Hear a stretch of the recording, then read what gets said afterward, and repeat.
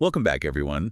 Ready for another deep dive? Always ready to dive in. Well, today we're going to explore something a bit different, but trust me, it's going to be fascinating.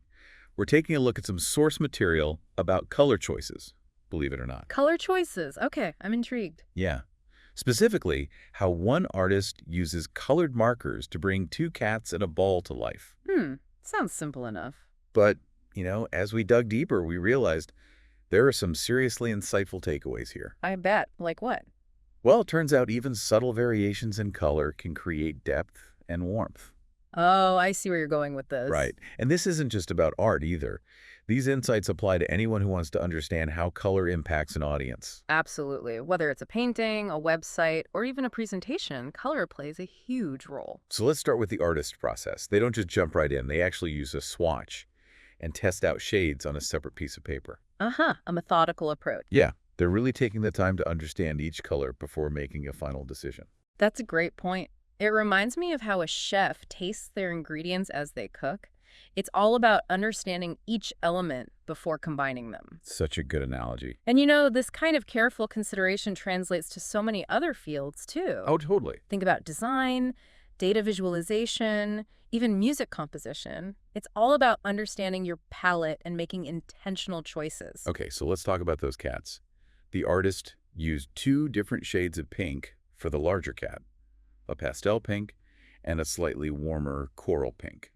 Interesting. Why two shades, do you think? Well, according to the source material, using two similar shades like this creates a much softer, warmer effect than just using a single bold color. Oh, that makes sense. It's like the difference between harsh overhead lighting and the warm glow of a lamp. Exactly. It adds a level of realism and complexity. And it mimics how light naturally interacts with surfaces, creating those subtle shifts in color. And there's another interesting detail.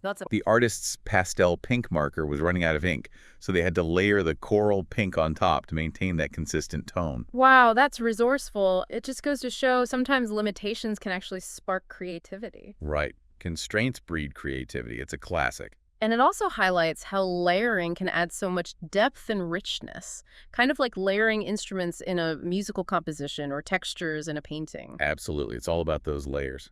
Yeah. Okay, now let's move on to the eyes. The artist used blue with a black dot for the pupils and then added a touch of yellow to the ears. I see what they're doing there. What do you think? It's a clever use of contrast. The blue and black of the eyes immediately draw you in, while the yellow on the ears subtly highlights those features. It's like visual hierarchy, right? Emphasizing what's important. Precisely. And we do this all the time in everyday life, whether we realize it or not. Like how a bold headline grabs your attention. Exactly.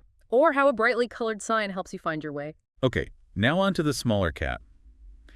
This one's rocking some cool blue tones, but with the same eye detail as the big cat. I noticed that.